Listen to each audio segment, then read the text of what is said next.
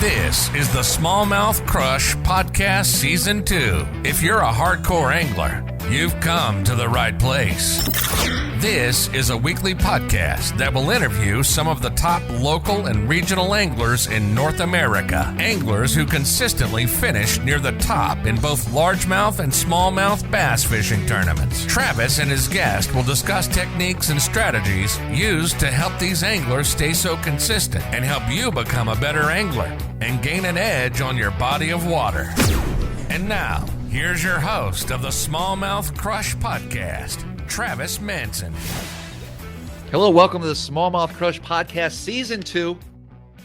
Talking with some of the top local and regional anglers when it comes to bass fishing across North America.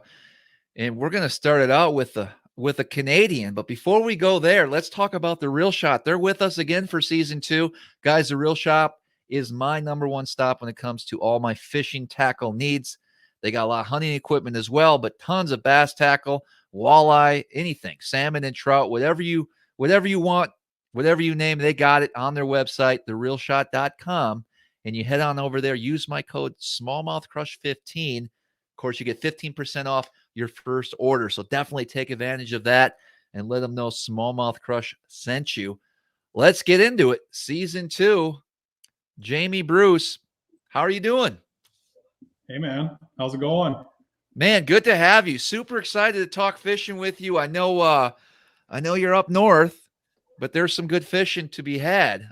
Some of the top smallmouth anglers that we had on Season 1, most of them were Canadians. Something's going on up there, dude. Yeah, I mean, it's not really an accident.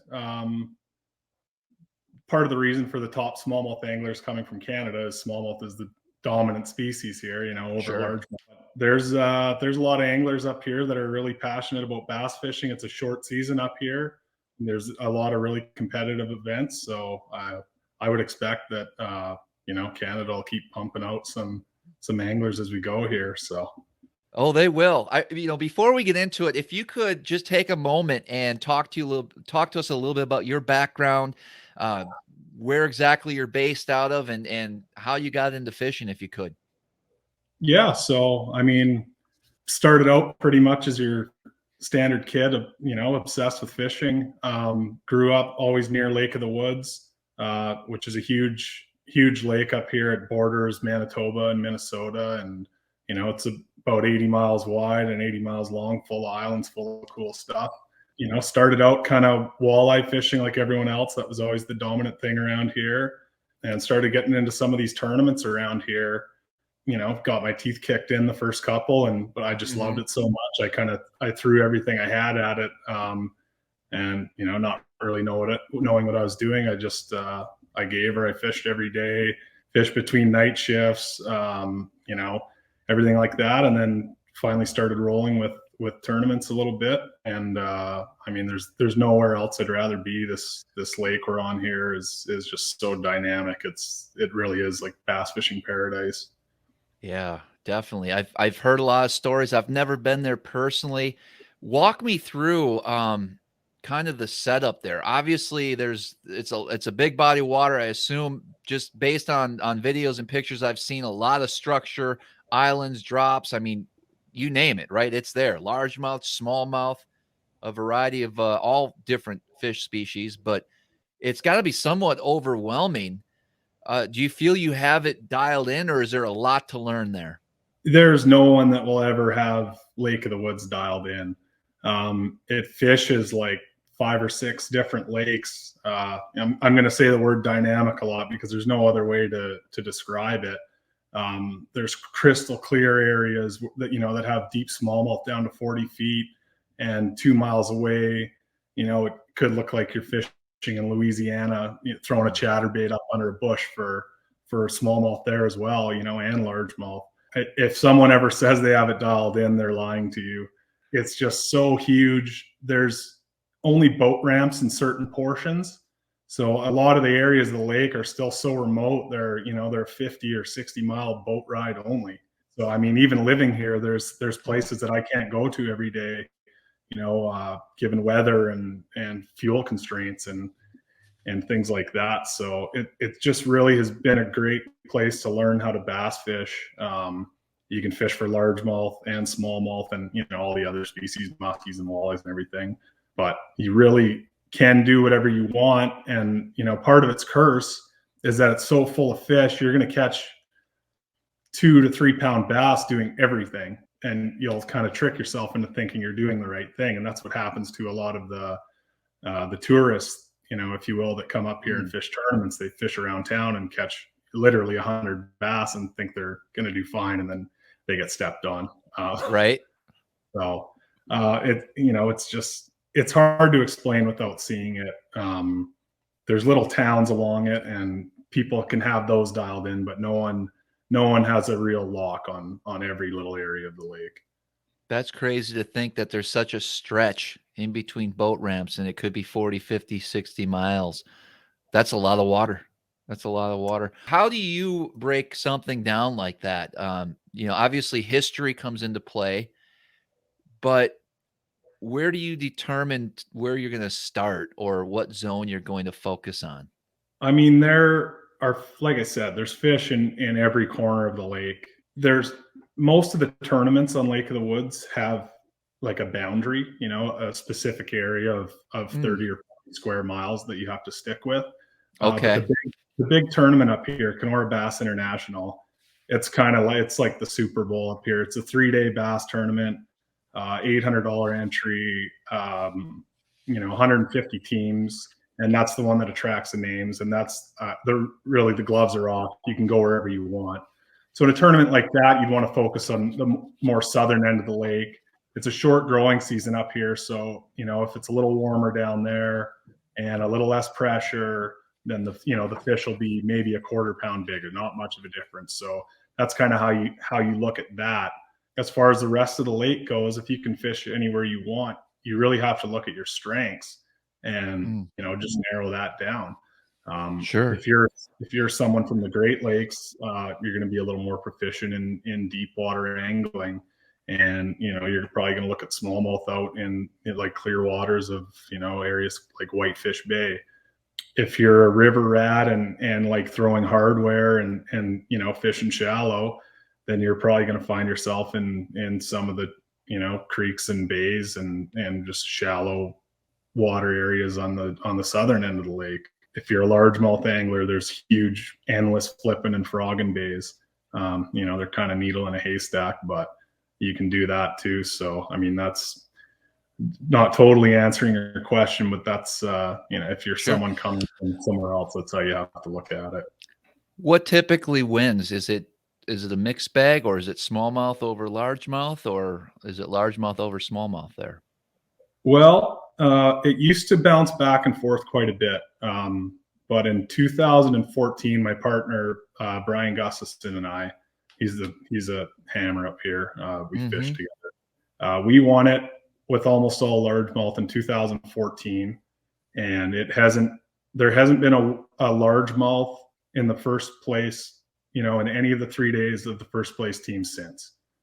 Crazy. So, yeah, there's your answer there. It used to be back and forth, and the smallmouth have just pretty much exploded, you know, to where you can't compete with largemouth, especially in a 3-day event. Right. Well, I definitely want to talk a little bit about your strengths and how you target smallmouth up there. But before we go there, take me back a number of years ago when you guys won on largemouth. What was the predominant pattern? What were you doing? Our largemouth aren't, you know, it's not like the TVA where they get out deep and do all kinds of crazy stuff. They're pretty much locked in these big like frogging bays. So in 2014, we went to one of these areas that's 70 miles away from the takeoff, you know, found a few fish and they weren't getting fished for, and they were just big largemouth. You know, we had a 23 pound bag in practice without drilling everyone we caught.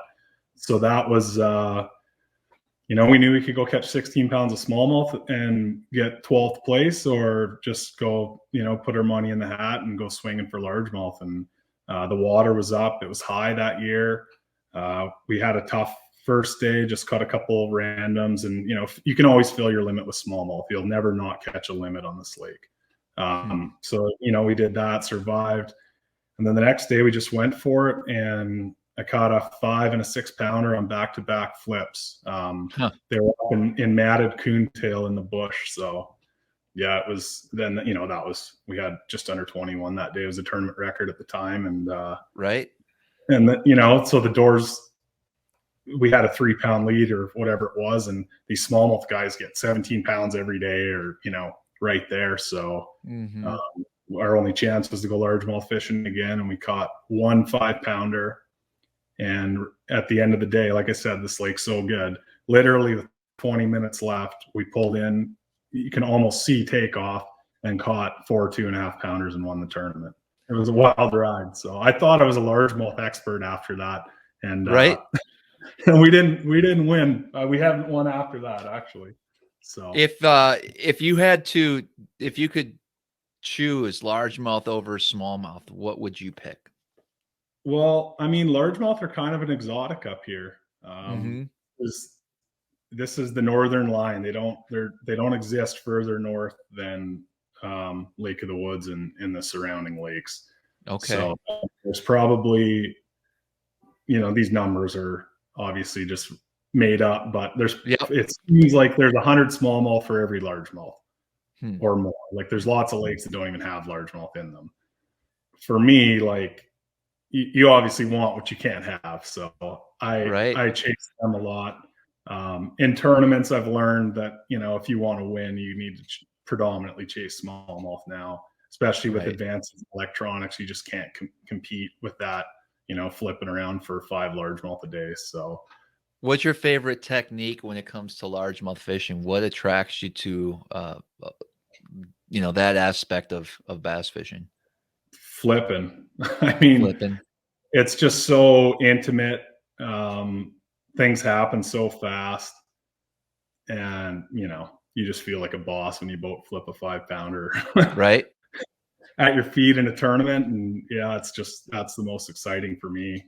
There's not really a whole ton of ways you can catch largemouth up here. It's pretty much flipping, frogging, and then they really just don't go deep. They pull out a little bit in the cold water, but yeah. For me. Are you flipping matted vegetation? Are you flipping sparse vegetation? What's your cover of choice? I mean, it all depends on what's going on that year, how the rice is growing. If it's a year where the rice grows really thick, then you get these mats that you can flip around.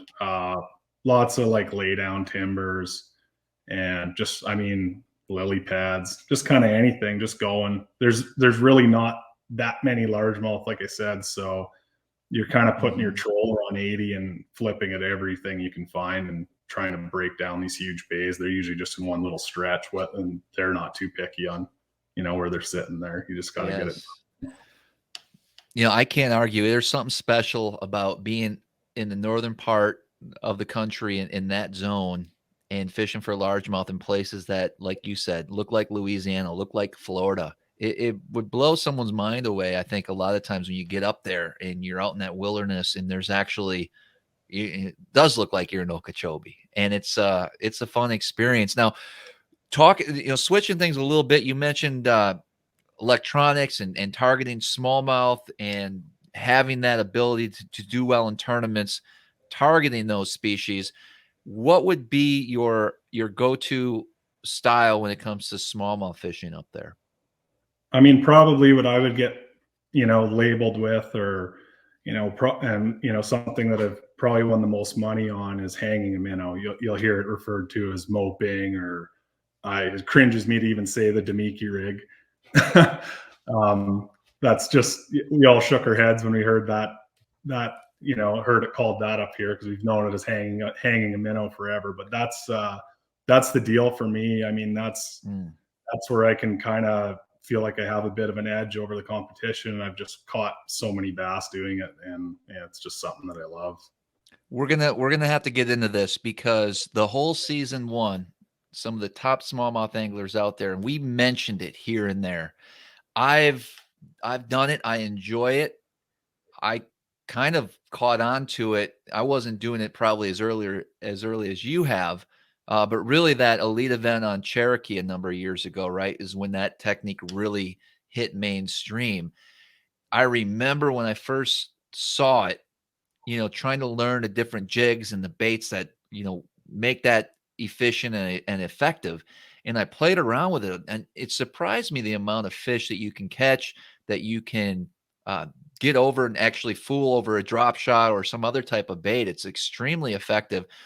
Walk me through your approach when it comes to, and what do you like to call it? Moping or what's your terminology? Gussie is the only guy that calls it moping in this entire country. Okay. So, like he's mentioned, the Linders, kind of had a part in its inception and everything like that, and they referred to it as moping. But we all call it hanging a minnow. Hanging a minnow. Yeah. Love it. So, I mean, it used to be the Berkeley Power Minnow was number one for that. Okay. The 5-inch Power Minnow and the 4-inch Power Minnow came later, but those on a mushroom head or kind of how it started. It's since refined. We use the BT Smeltinator head now. I'm sure you've heard of that, and a Z-Man jerk shed, a 4 or 5-inch, and that's that's really, that was like the biggest find in this tech's history. It just floats and you can catch a bunch, so it's a real important part. Somewhat familiar with the Z-Man lineup. Do they make a scented like a jerk shad and an unscented, or how does that work? And is there one you prefer over the other, or do they both work? Yeah, there's one called the Streaks. Streaks, it's essentially the same profile, and it's what they would refer to as a fresh plastic. So it doesn't have any salt or scent. The ones I use are the scented jerk shads. Okay. I always look for the greasiest one in the bag. Like I want the most scent on there as I can get. So I mean that's my take on it. I try to read the scent quite a bit. So wow. Okay, so we got to go deeper and deeper, because this is I'm learning something here for sure. I love about it. This is some good stuff. 4 or 5-inch. It's a Smeltinator head, correct? Mm-hmm. What is your typical size jig head? I've been gravitating more towards the 3/8 for almost every application. It's I used to kind of trot around with a quarter ounce and an 1/8 ounce because I was scared of detection, and I wanted less resistance when the fish went to eat it. But I really found that it hasn't held true. The 3/8, it's so much more important to have your jig vertical, than it is to have it free of resistance. So if you can have it vertical, you're so much more deliberate with where you put it. If I want it on the sharp side of this boulder, that's where it's going under my trolling motor. Where if you're using a lighter head, it's more inclined to be blown around by the wind, and you get a bow in your line and things like that. So 3/8 is pretty much my go-to for most depths, unless you get into something ridiculous like a 40-foot scenario. Let's talk colors of your plastic. What is your go-to color?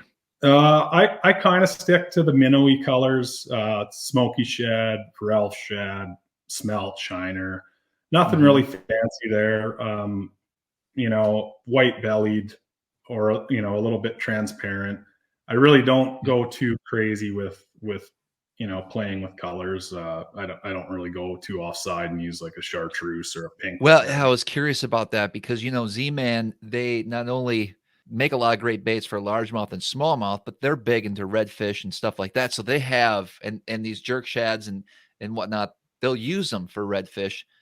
And they got some crazy looking colors. And I was always curious. Sometimes a smallmouth will get really aggressive on a chartreuse or a pink or something crazy, or they'll want that natural looking profile, that color.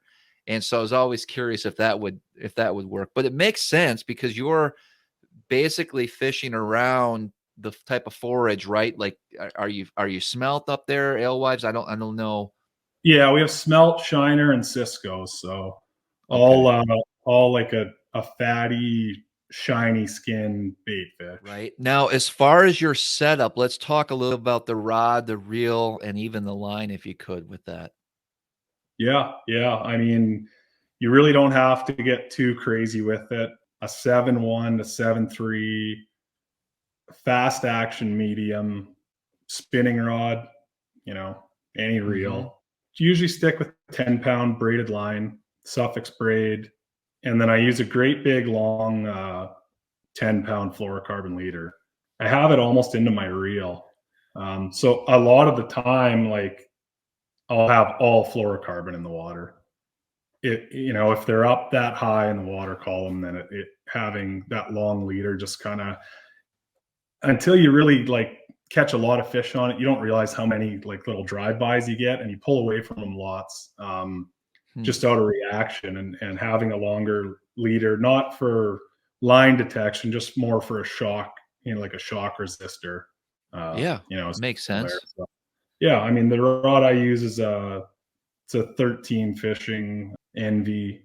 It's a 7.3, and you don't want a big broomstick for it. It's got to load up, and it probably the same rod you'd use for a tube or something like that would work. It's not real specific on that, because you're not imparting any action. You're just standing there holding it. So when you're over a fish and you're positioning your boat over it, you see it I'm assuming, are you seeing these fish on the graph before you're dropping down to it, or are you fishing it blind? It depends on the scenario. I used to only drop if I'd see them. Up here on these shield lakes, part of the Canadian Shield, they're formed by glaciers. So there's these huge like boulders, like I call them Volkswagen sized boulders. And a lot of times you can see them. You can see them on your forward-facing sonar. You can see them on down imaging.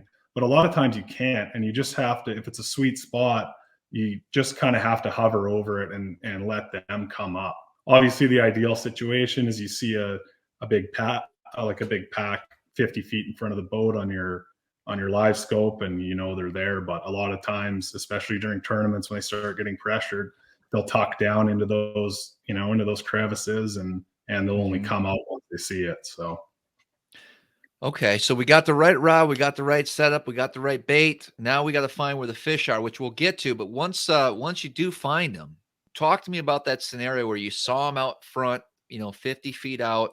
How are you making that pitch, and give me the perfect setup? Like, how deep are these fish? Are they on the bottom? Are they suspended?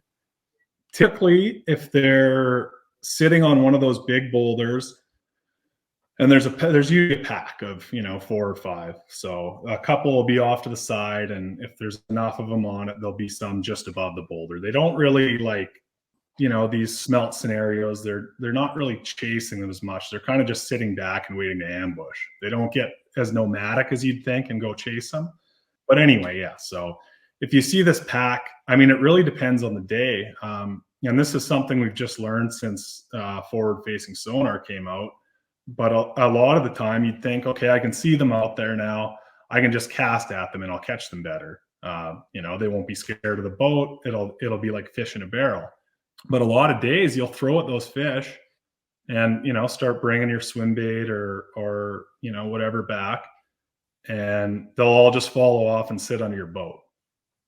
You might get one, but the rest will still come with it. Mm-hmm. So my perfect scenario is it'll be a day where I'm catching them well under the boat. I've had my best success in depths from 12 to 20 kind of thing. So my ideal scenario is to get right on top of that boulder instead of casting at it and pulling all those fish off and breaking up the school. I want to get on top of that. And, if you can catch 2 to 4 fish out of a decent sized school, then, that can make your tournament. You have to do that 2 or 3 times a day. Efficiency is so important when that's going on. From the time that first one bites it, the rest of them are already starting to get a little suspect about what's going on. You need to throw that thing in the live well and get back down there immediately. Okay. Because once they're done, that's it. You're not going to catch another one. I've literally put live bait in front of them pre-fishing, like they puked up smelt, and I put it on a jig head, dropped it down in front of them, and still get denied. So it's a matter. It's like they know. Yeah. Yeah, they're on to you. As soon as you're hooked up, your partner runs with the net and their rod. Like, that's a given. You do not show up to a fish up here without a rod in your hand. Gotcha. A lot of the net jobs are one-handers, or we'll try to double on them. So, I mean, in a perfect world, you catch one, run to the back, your partner drops in, hooks up, and you come double up off that one, and it gets into quadruple. And those are the moments you're looking for. And a lot of these tournaments up here are, that happens a few times a day, and then it's just dead air in between looking for that next smash. So that 12 to 20 foot range, what would be the deepest you feel comfortable throwing that bait or using that technique? There's no like end to it. You can just go as deep as you want. So, I mean, we use it in the winter for lake trout fishing. Okay. They smash that thing. So, we've caught bass down in 70 feet off bottom, just sit on it. It just where you hold it, if you're fishing in 10 feet of water, it's likely going to be 5 feet on your trolling motor. If you're fishing in 70 feet of water, it's probably going to be, 5 feet off the ball. Do you use any special knot? I do have a sneaky little knot. We'll share it. It might not be as much of a right difference maker as I think. But it's I don't even know what it's called. It's the one you start it like a Palomar, double up, put it through, and then it ends up with three tag ends. I'm sure you've tied. I mean, any knot that has 2 points of contact on your 90-degree line tie is what you want. You want that bait to be sitting flat or nose down. So if you have a knot that you can securely put there and keep it at the absolute top of the eye, then when you catch a fish, your bait's not going to slide to the top every time. So if you had something like a loop knot, your tail would be facing down, and it would be a hindrance. So, and that's where that Z-Man plastic really comes in, because it's naturally buoyant, so it just levels it off. When that thing came around, this game got real. We started catching them. So you won't really mess with too many. I mean, I'm sure there's other baits that are just as efficient, or at least resemble, a bait fish like that would work. But you're really big into the Z-Man product lineup for that reason. Yeah, I mean, I'm not totally ignorant to like Max Scent or anything like that. They have a 5-inch jerk shad, as you know, and it looks like the baits we use here, and I would say it catches them just as good as the Z-Man Minnow. Even it doesn't have the buoyancy, but it's still just that scent is it must be a little bit better, and it's just maybe a little bit tastier. So they'll eat it just as good. But the problem is it's not bulletproof plastic. It's sure. Tough plastic. It still comes apart. So in these scenarios where I'm saying you got to make hay while the sun shines, if your bait rips, it's game over. Or a lot of times you hit it and you miss them, and your bait gets, you get your pants pulled down, or it rips, and then it's not perfectly straight and you're done. So that's the difference there. Man, hanging a minnow, who would have thought? What are we looking for now? We're going on these bodies of water and we're graphing. Are you looking for structure? Are you looking for fish on the graph over structure? What's your typical scenario when you're going out locating a place to throw this technique? Up here, our lakes are, like I mentioned, they're shield lakes, and they pretty much have unlimited structure. You can't fish every hump in the lake or ledge. I just try to move as fast as I can. There's obviously things to look for. If they're eating smelt, you want to be near deep water. It's kind of your standard deep fish rules apply, but you can't be lazy. You just have to get on your trolling motor. And like I said, a lot of times they'll tuck into these little crevices, so you can't idle these spots and write them off. And that's a lot of people's fault up here. So I mean, when I'm pre-fishing, I'll fish 75 or 80 humps in a day and find 7 or 8. They need to have that right recipe. They can't just have a flat top on them, or a slow tapering thing, or they'll have different species of fish. There's a lot of walleye up here. So how do the walleyes react to that? They bite that as well? Hardly. Really? We still, you're going to catch walleye almost every day doing it. But if you put a Ned rig in front of, in a school of walleye, you'll catch a ton of them, hundreds. Interesting. So Yeah. yeah, they are kind of more reaction eaters. They're just not as curious, and it doesn't happen as much as you'd think. But you kind of have to stay away from those things to catch the bass up here. Okay. But, So they don't hang out in the same zones. They like to keep their distance. well, they kind of trade by the day. Depends on Okay. the area. Like one will muscle the other off structure. It depends on how dominant they are in that area. But I mean, there's really no rule book on where to find these deep smallmouth. There's a lot of smallmouth up here, so you're going to find them if you just keep fishing. Man, good stuff. Good stuff. Hey, we're going to take a quick break and we'll be right back. You're listening to the Smallmouth Crush podcast. Don't rush out to the water just yet. We'll be right back after this break. Hey, this portion of the Smallmouth Crush podcast / video is brought to you by Monster Bass. What is Monster Bass? It's a monthly subscription where they send you the best baits for the places that you fish and then teach you how to use them. It's a company I choose for my monthly subscription, and you can save $10 on your first purchase at Monster Bass by using my code SAVE10. Head on over to monsterbass.com. Sign up today. Don't forget to check out their tackle store on their website. They got some great deals on tungsten weights, whether it be drop shot weights, flipping weights, worm weights, or whatever the case may be. Some of the best prices you're going to find anywhere over at monsterbass.com. Again, that's code SAVE10. Let's get back to the podcast. We're back to the Smallmouth Crush podcast with your host, Travis Manson.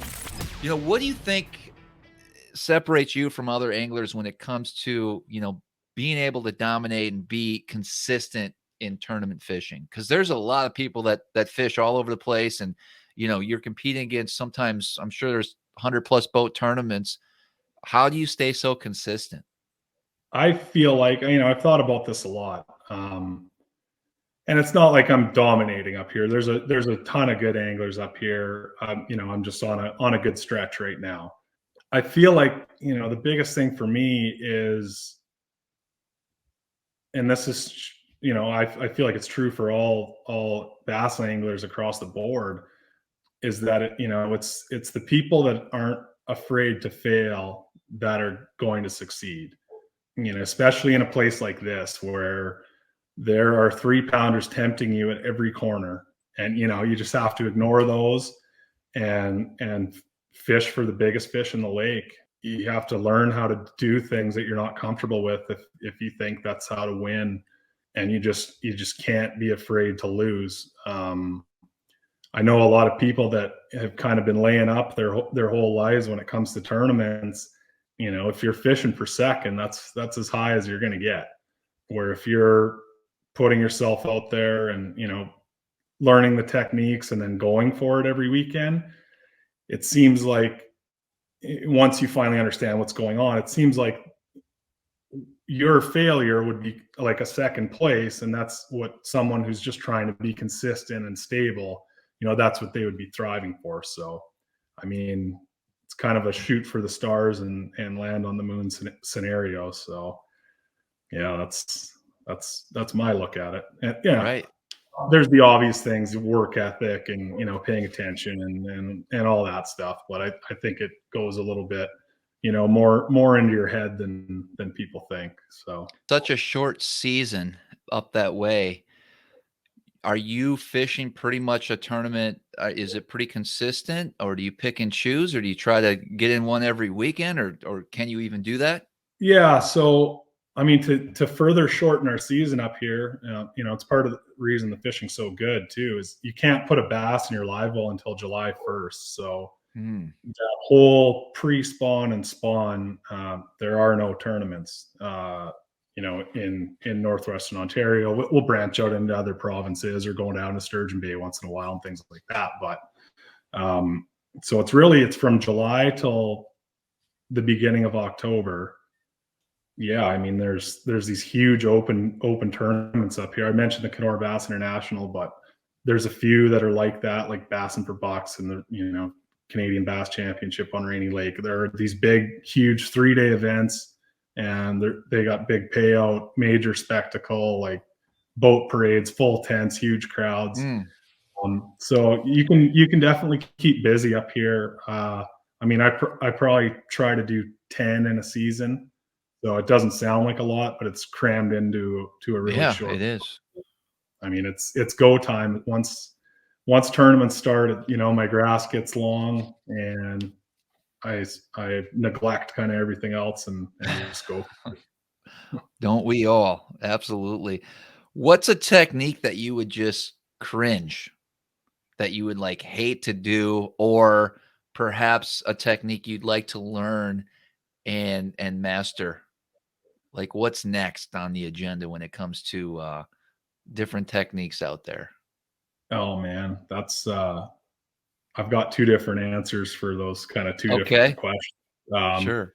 a technique that I cringe, you know, to have to haul around and have to continue to use is the Alabama rig. Mm. Uh, I'm sure I'm not the only person saying this, but like it's, you know, when it first came out, I was on it right away. I caught some of my biggest fish up here and won some of my first tournaments on it. And Hmm. I was kind of the A rig guy for a little bit. And then it just turned into Gunnersville out here. And now I've just got this damn chandelier that I have to haul around Right. on my boat, you know, hooking on everything. And I just hate it. I hate having to use it, but I know it, you know, it still plays and you have to have it in your boat. So that's my hated technique. And then something like for something I'd like to learn a little bit better would be like a deep cranking kind of Mm. scenario. We just really don't have, the fish aren't set up in great positions to catch them like that. So you know, I've used it down on the TVA and Sam Rayburn and places like that, and I've tried so hard to make it work up here, and I just can't. If that's all bass fishing was, I'd lose every tournament. Fair enough. No, great conversation when it comes to fishing up in that zone. I've actually never been to that part of the country, and I would love to someday. Now, you spoke about Rainy Lake and comparison. How far away is that from you? From where I'm sitting right now, you know, it'd be like a 2-hour drive. Okay, so it's Rainy, relative. yeah, Rainy and Lake of the Woods are actually connected by a river. You can't get the whole way by boat, but Well, sticking with season one, asking these two same questions to every angler, I want to carry that tradition on to season two of the podcast. So I got to ask, what's your personal best, largemouth or smallmouth? What's your biggest bass? I mean, largemouth is easy. Back when I was like in my low 20s, my wife and I somehow talked her into going to the Tennessee River for like March break. She'd always want to go somewhere warm, and I'd say, well, it's pretty warm in Chickamauga right now. So we'd drive down there, haul my boat, and go fish there. Our first full day there, I caught it was 8 pounds, 10 ounces largemouth. And it was like whatever, 24, 25 inches long. And when I saw it, I was like, yeah, state record. Like, Right. threw it in the live well. I didn't have my scale, so I threw it in the live well, like freaked out, like I just won a huge tournament. Just drove around like big dogging with it into the marina that Michael Neal owns or runs or whatever. And yeah, I saw a kid that worked there. I was like, hey, like, can I use your scale? I got a big one. And yeah, he brought his scale out, and like I pulled it out, and I was all proud. And he's like, "Oh yeah, it's like a 7-pounder." And, I weighed it, and it was 8-10. But we just don't. I mean, the longest bass you're ever going to see up here is 20 inches. So you see something like that, and it's just like unfathomable. So Yeah, right. that was my biggest one. Very cool. What'd you catch him on? Oh, I caught him on a brutal little. That's right here. This little Strike King 1.5 XD, I think it's called. Okay. Yep. That tackle store threw me one. We were out throwing rattle traps in the grass and catching some, and I threw this over top of the milfoil and caught it on that of all things. So Sure. So I wonder if you're going to surprise me with the answer to this next question. I think I can guess, but I'm not sure. If I could give you one bait to use for next season, and that's it, one bait is all you get to catch whatever you want, largemouth, smallmouth, what would that bait be? it's not the minnow. It's not. Okay. No, not even Okay. close. No. Yeah, it's kind of a cop-out answer, but it'd be a Ned rig, a hula stick, rig. mud bug color. Mud bug. Yeah, it's like I said, we have clear water and dirty water up here, and they're all connected. It's all available. I don't want to be changing my Ned rig color every time I cross into different waterways. So that mud bug is kind of like the perfect combo of, green pumpkin, and then it has like a little bit of a smelty tinge to it. So, yeah, absolutely. You can catch smallmouth deep and shallow. So that's the no-brainer. You'd using the 3-inch or the 5-inch? The full hula stick, but cut down to like, okay. cut the hula top stick. inch off. I gotcha. All right. Yeah. Fair enough. Yeah. I like it. Good answer. You can't go wrong with that. Yeah, that's all you need up here to catch fish. That and like Rapala shadow wrap would be second place, because you can fish that deep, shallow smallmouth. You're gonna catch some fish on it. Besides Lake of the Woods and Rainy, you mentioned you've been all over the place fishing. What would be like your dream place to fish or go to? Like if you could go anywhere to bass fish, where would that be? Man, I thought it was going to happen this year. You mentioned Cherokee Lake earlier. That stopped 2 of the Bass Southern Opens, and I was licking my chops at that since the schedule came out. And that's where I want to go. I tried to sign up when the Opens were there a couple of years ago that Matt Robertson won, and that border was closed. There was COVID this, COVID that, so I couldn't go. And then I thought this year I was going, and I'm 47 on the wait list, so I ain't going this year either. But that's ever since I saw them hanging minnows there, and I just over it. That's where I wanted to be. So even though it's not I've been everywhere else that I've wanted to go. That's just kind of the one holdout for me. So what's your plans for the future? What would you like to accomplish? Do you have any interest in taking this further, or are you happy with kind of where you're at now?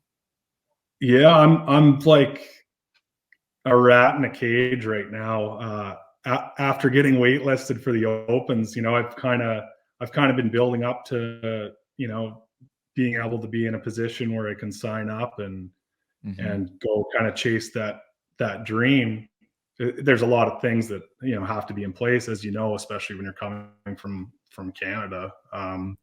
So I'm hoping to get into that next year.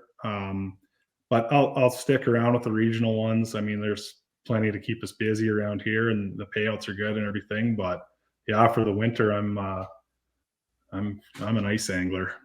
Are you? Yeah, reluctantly, but I love you fishing. Got to. It's available. So, but yeah, definitely would like to get down and fish some tournaments in the South and in the coming years. So hopefully line that up. So how can people follow you and watch you if you do decide to fish some of these bigger tournaments in the future? I'm pretty active on the internet.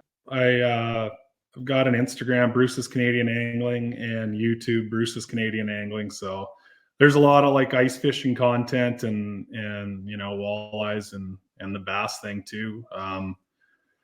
So yeah, pretty easy. I never thought I'd be a big online guy or running around talking to a GoPro, like a 13-year-old kid. But as it's kind of the way of the future, and I do really enjoy sharing the adventure. So yeah, check out the YouTube page, and it's a pretty cool area, and it can showcase it decent up here. So absolutely. Well, we really appreciate you coming on, sharing this great information. Got me excited about hanging a minnow.